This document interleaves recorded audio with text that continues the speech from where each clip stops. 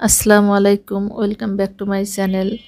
আজকে ঈদ স্পেশাল ভিন্ন স্বাদের সেমাইয়ের রেসিপি আপনাদের সাথে শেয়ার করব। শুরু থেকে শেষ পর্যন্ত আমার সাথে থাকবেন এবং পুরো রেসিপিটি দেখবেন। এটি আপনারা ঈদে ট্রাই করতে পারেন।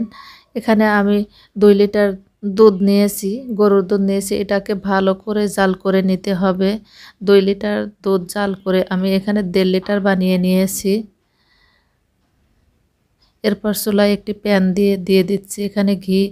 আমি এখানে প্রায় 2 টেবিল চামচের মতো ঘি দিয়ে দিব। আর ঘিটা কিছুক্ষণ গরম হয়ে গেলে এর মধ্যে কিছু ড্রাই ফ্রুটস দিয়ে দিব। আপনারা আপনাদের পছন্দ মতো দিয়ে দিবেন। আমি এখানে কিশমিশ, বাদাম দিয়েছি। এটা মিডিয়াম আছে কিছুক্ষণ ভেজে নিব। এমনভাবে ভেজে নিতে হবে যেন এটা পুড়ে না যায় কিংবা ডার্ক কালার না আসে।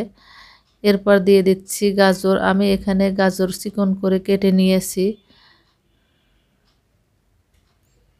1 কাপের মতো গাজর কেটে সেটাকে ভেজে নিচ্ছি। গাজর থেকে যে পানিটা বের হবে সেটা শুকিয়ে নেওয়া পর্যন্ত ভাজতে হবে। এখন দিয়ে দিচ্ছি সিমাই। এখানে আমি প্রায় 2 কাপের মতো সিমাই নিয়েছি, দুধ সিমাই যেটা বাজারে কিনতে পাওয়া যায় সেটা। আর এইটা আমি 5 মিনিটের মতো মিডিয়াম এবং লো এর মাঝামাঝি আঁচে ভেজে নিব।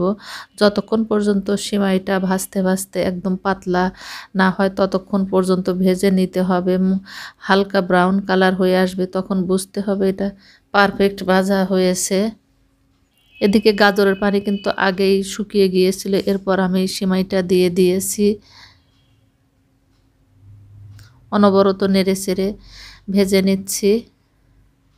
আপনারা এভাবে এই সিমাইটা রান্না করলে আমার মনে হয় এই সিমাই এতটা টেস্টি হবে যে কেউ খেলে অনেক খুশি হবে। ঈদের দিন আপনারা এটি রান্না করে সাইড ডিশ হিসেবে রাখতে পারেন। এখন দিয়ে দিলাম জাল করা দুধ। অলরেডি আমার এই জাল করা দুধটা প্রায় 1 লিটারের চেয়ে একটু বেশি হয়েছে, অনেক ঘন হয়েছে।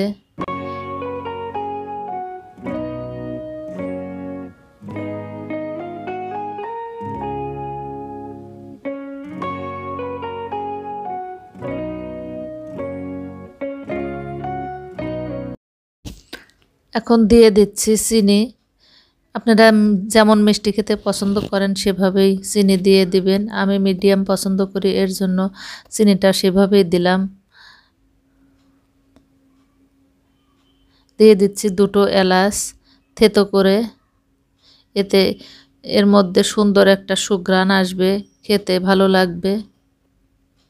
আর এই সিমাইয়ের মধ্যে আপনারা যদি লবণ দিতে পছন্দ করেন তাহলে লবণ দিবেন 1 চিমটি, আর যদি না পছন্দ করেন তাহলে দিবেন না। অনেকে মিষ্টি ডেজার্টের মধ্যে লবণ পছন্দ করে না, এটা স্কিপ করতে পারেন। আমার বাসার কেউ আবার লবণ পছন্দ করে না, যার জন্য আমি দেইনি। আপনারা যদি পছন্দ করেন সেক্ষেত্রে দিতে পারেন। অলরেডি সিমাই কিন্তু সেদ্ধ হয়েছে আর অনেকটা ঘন হয়ে গিয়েছে। এখন এর মধ্যে আমি দিয়ে দিব গুঁড়া দুধ। এখানে আমি প্রায় আধা কাপের মতো গুঁড়া দুধ দিয়েছি। আপনারা কম কিংবা বেশি করতে পারেন। আর এই গুঁড়া দুধটা দিলে এর মধ্যে একটা ক্রিমি ভাব আসে, খেতে অনেক টেস্টি হয়।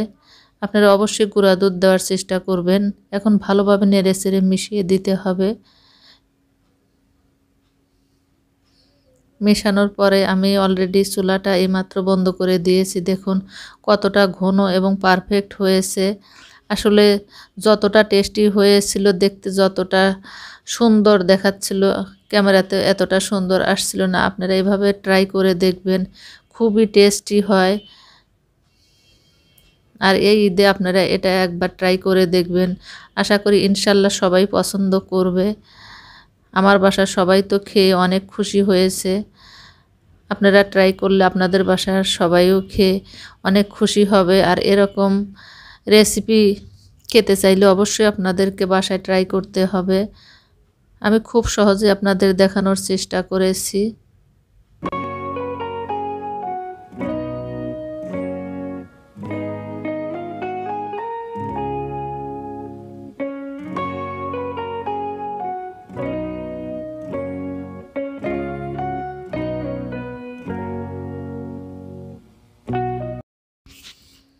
আশা করি আজকের রেসিপি আপনাদের কাছে ভালো লেগেছে। ভালো লাগলে পাশে থাকবেন, আমাকে সাপোর্ট করবেন।